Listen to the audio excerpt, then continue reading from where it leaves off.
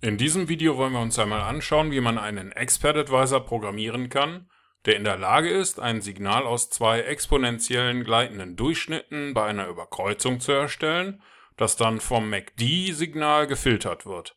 Also lassen Sie uns einmal schauen, wie man sowas in MQ11 programmieren kann. Um das zu tun, klicken Sie bitte hier oben auf dieses kleine Symbol oder drücken Sie die F4-Taste. Das ruft dann den Meta-Editor auf und hier haben wir bereits die vorprogrammierten Module für dieses System. Das Hauptmodul importiert hier mit dem Include-Befehl zwei MQ4-Dateien. Die erste Datei nutzen wir, um Überkreuzungen vom exponentiellen gleitenden Durchschnitt zu ermitteln. Und die zweite Datei nutzen wir, um den MACD-Filter zu ermitteln. Zunächst erstellen wir uns in der onTick-Funktion dafür zwei String-Variablen. Das erste ist die Trading-Signal-Variable.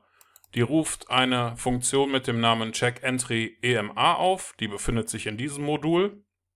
Die zweite Variable ist für den Filter. Und dafür rufen wir checkEntry-MACD auf. Die befindet sich in dem zweiten Modul. Und wenn unser Trading-Signal auf Kaufen steht und unser Filter auch kaufen möchte, dann prüfen wir, ob wir keine geöffneten Positionen haben. Und wenn das der Fall ist, nutzen wir OrderSend, um eine Kaufposition für 10 Microlot zu eröffnen.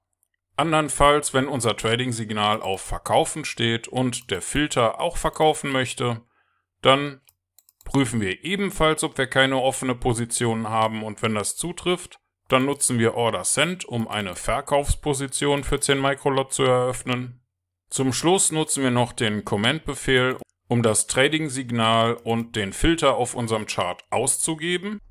Soweit so gut, aber um diese Funktion hier nutzen zu können, müssen wir die natürlich programmieren. Unsere Funktion hat den Namen checkEntry-EMA. Auch hier erstellen wir zunächst ein Signal vom Typ String, ohne dass wir da einen Wert zuweisen. Und jetzt brauchen wir 4 gleitende Durchschnitte, jeweils für 20 und 50 Kerzen. Die erstellen wir über die IMA-Funktion. Einmal für 20 Kerzen und einmal für 50 Kerzen. Jeweils für die aktuelle Kerze 0. Und dann wiederholen wir das Ganze nochmal für Kerze 1. Das ist die Kerze davor. Wenn Sie nicht verstehen, wie das hier funktioniert, dann wollen Sie sich vielleicht zunächst einmal eines der anderen Videos aus unserer Grundlagenserie anschauen. Oder vielleicht ist auch der Premium-Kurs interessant für Sie. Den Premium-Kurs finden Sie bei uns auf der Webseite und da gibt es auch Quellcodes wie diese hier zum Herunterladen. Und sobald wir unsere 4 gleitenden Durchschnitte hier definiert haben, prüfen wir, ob der aktuelle gleitende Durchschnitt für 20 Kerzen größer ist als der für 50 Kerzen und ob der für die Kerze davor noch darunter lag. Wenn das so ist, haben wir eine Überkreuzung und dann erstellen wir hier ein Kaufensignal.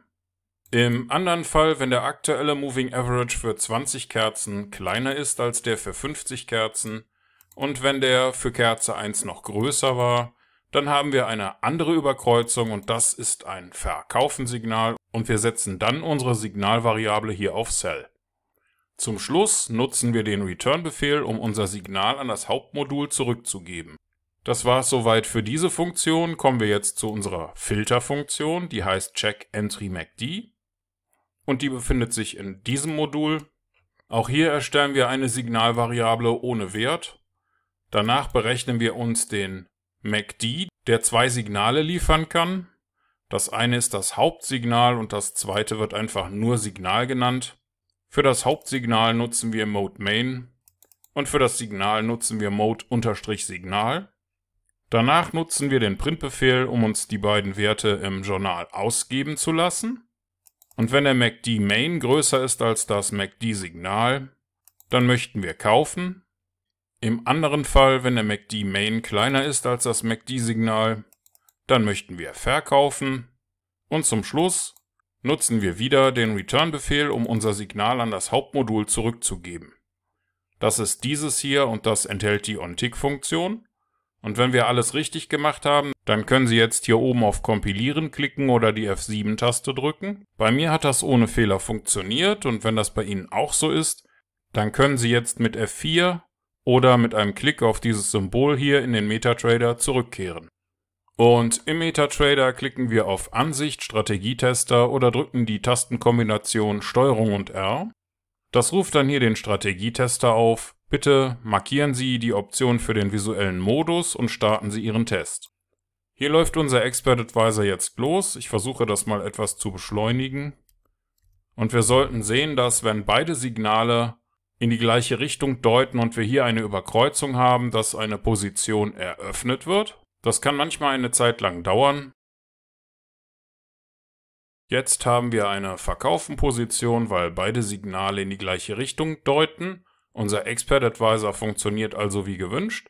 Und in diesem kurzen Video haben Sie gelernt, wie Sie mit zwei gleitenden Durchschnitten und einem MACD-Filtersignal einen Expert Advisor erstellen können, der in der Lage ist, Kaufen und Verkaufen Signale zu ermitteln und zu handeln. Und Sie haben das selbst programmiert mit ein paar Zeilen in MQL4.